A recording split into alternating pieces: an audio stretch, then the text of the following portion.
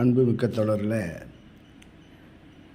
தோழர் பி. சீனிவாசராவ் அவர்களின் தலைமறைவு வாழ்க்கையில் எனது அனுபவம் என்ற நூலின் தொகுப்பிலிருந்து 5வது கடிதம். நாள் 17/3/1947.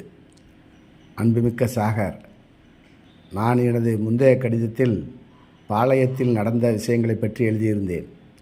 நான் எப்படி அங்கிருந்து திரும்பி வந்தேன் என்பதை பற்றி இக்கடிதத்தில் காண்போம். தோழர் மணலி 12ஆம் தேதியே சென்று விட்டார். நான் 13ஆம் தேதி புறப்பட வேண்டும் என்பது திட்டம். அன்றிரவு எனது பிரயாணத்திற்காக ஒரு லாரியை ஏற்பாடு செய்ய நினைத்திருந்தோம். ஆதலால் பகலில் எனது எல்லா வேலைகளையும் முடித்துக்கொண்டு இரவை எதிர்நோக்கி காத்து கொண்டிருந்தேன். ஆனால் இரவு 10:30 மணிக்கு லாரி கிடைக்கவில்லை எனவும், நான் மறுநாள் காலை 18 மைல்களுக்கு அப்பால் உள்ள ஓர் இடத்திற்கு நடக்க வேண்டும் எனவும் தகவல் கிடைத்தது.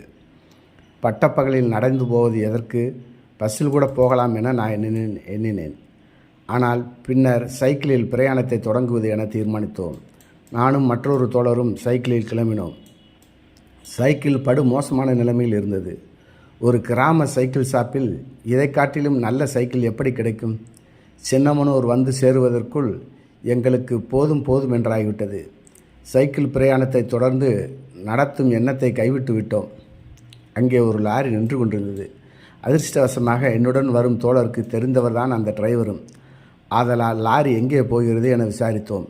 லாரி உசிலம்பட்டிக்கு போகிறது எனவும் 2:30 மணிக்கு புறப்படும் எனவும் தெரிந்து கொண்டோம். அப்பொழுது மணி 12 தான். 2:30 வரையிலும் நாங்கள் தனியாக ஒரு சந்தையில் உட்கார்ந்து கொண்டேன். 2:30க்கு நாங்கள் புறப்பட்டோம். ஒரு முட்டாள்தனமான தவறு செய்தோம்.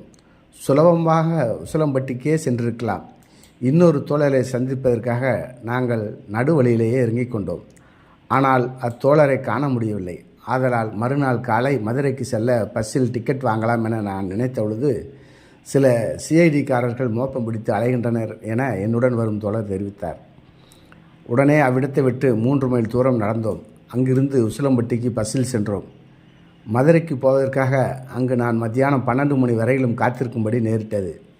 நான் முந்தின இரவே லாரியில் வருவதாக அறிவித்து மதுரைக்கு இந்த பக்கமே என்னை சந்திக்க ஒரு தோழரை ஏற்பாடு செய்திருந்தேன்.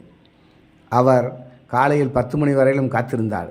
நான் மறுபடியும் ராத்திரி தான் வருவேன் என நினைத்து கொண்டு சென்று விட்டார். அந்த கிராமத்திற்கு மத்தியானம் 1 மணிக்கு வந்திறங்கினேன். எனக்கு வேறு பதுங்கும் இடம் இல்லாததால் பக்கத்தில் இருந்த ஒரு தென்னந்தோப்பில் தங்கினேன். அருகில் ஓடிக்கொண்டிருந்த நதியில் உடலை நனைத்து கொண்டேன்.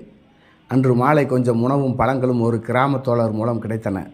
நான் அத்தோட்டத்திலேயே இரவு 10 மணி வரையிலும் இருந்துவிட்டு ரயில்வே ஸ்டேஷனை நோக்கி நடந்தேன். ஸ்டேஷனில் என் பதுங்கும் இடத்திற்கு ஏற்பாடு செய்யும் தோழரை சந்தித்தேன். அவர் எனக்கு நல்ல பால் வாங்கி கொடுத்தார். நான் திருச்சிக்கு புறப்பட்டேன். திருச்சியில் நான் ஒரு அழகிய தோட்டத்தில் தங்கினேன். எனக்கு இடமளித்தவர் ஒரு திராவிட கழக அனுதாபி. நாள்தோறும் 3 வேளைகளும் நல்ல உணவளித்தார். நான் இங்கு தங்குவது இதுதான் முதல் தடவை அல்ல. இதற்கு முன்னும் 2-3 தடவை இங்கு தங்கியதுண்டு. எல்லா முக்கிய தோழர்களையும் என்னை விருந்தாளியாக ஏற்றுக்கொண்ட அந்த நண்பருக்கு தெரியும். அவருக்கு நம் கட்சியை பற்றியோ அதன் கொள்கைகளை பற்றியோ ஒன்றும் அதிகம் தெரியாது. இருப்பினும் நம் மேல் மட்டற்ற மரியாதை அவருக்கு உண்டு. புரட்சி வாழ்த்துக்கள்.